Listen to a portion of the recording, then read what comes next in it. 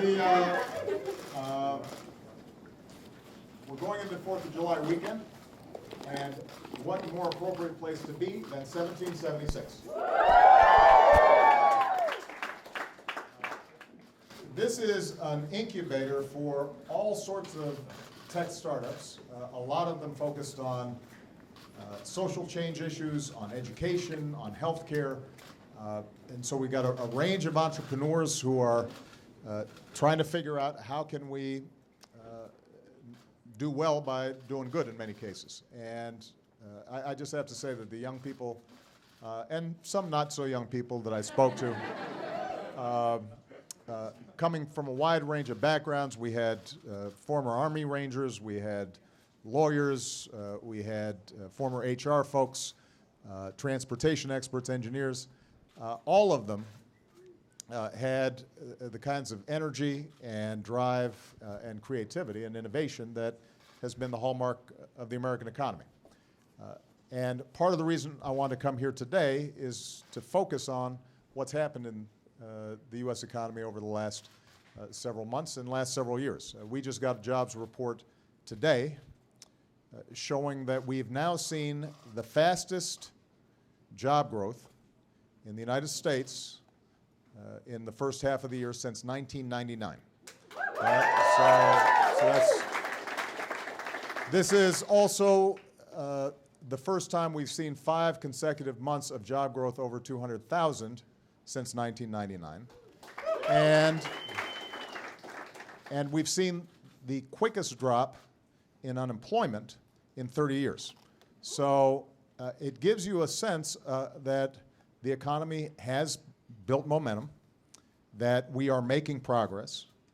We've now seen almost 10 million jobs created over the course of the last 52 months. And it should be a useful reminder to people all across the country that given where we started back in 2008, we have made enormous strides thanks to the incredible hard work of the American people and American businesses that have been out there competing, getting smarter, getting more effective, and it's making a difference all across the country. Now, what we also know is as much progress has been made, there's still folks out there who are struggling. We still have not seen as much increase in income and wages as we'd like to see. A lot of folks are still digging themselves out of challenges that arose out of the Great Recession.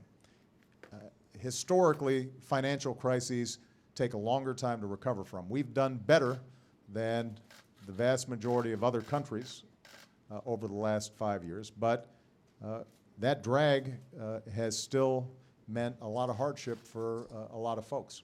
And so it's really important for us to understand that we could be making even stronger progress.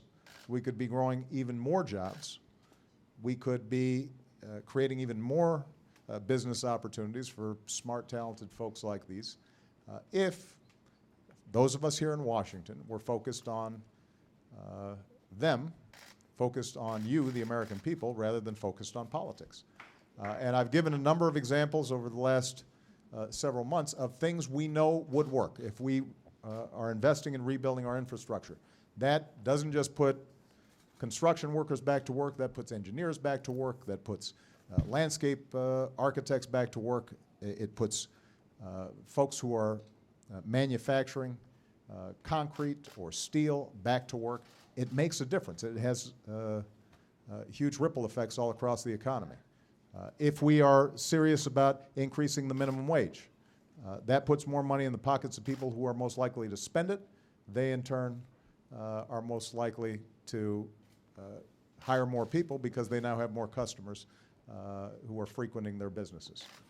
If we are making sure that there's equal pay for equal work, that's helping families all across the country. If we're focused on making sure that child care is accessible and affordable and high quality, that frees up a whole bunch of potential entrepreneurs as well as people who are just going to work every single day, doing the right thing, being responsible, but often are hampered by difficult situations in terms of trying to manage parenting and families.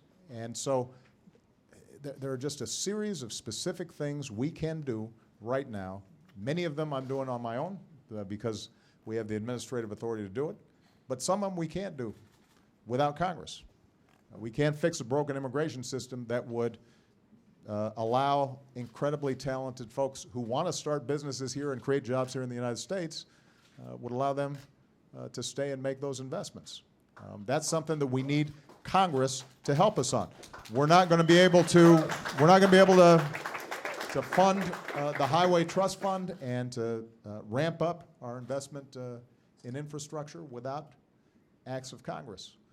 So my hope is that the American people look at today's news and understand that, in fact, we are making strides.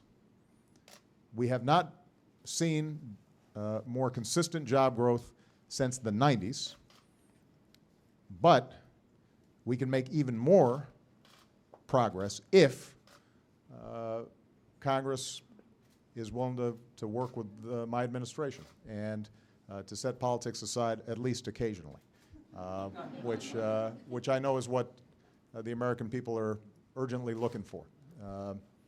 It's a sort of economic patriotism where you say to yourself, how is it that we can start rebuilding this country to make sure that all of the young people who are here, but their kids and their grandkids are going to be able to enjoy the same incredible opportunities that this country offers as we have.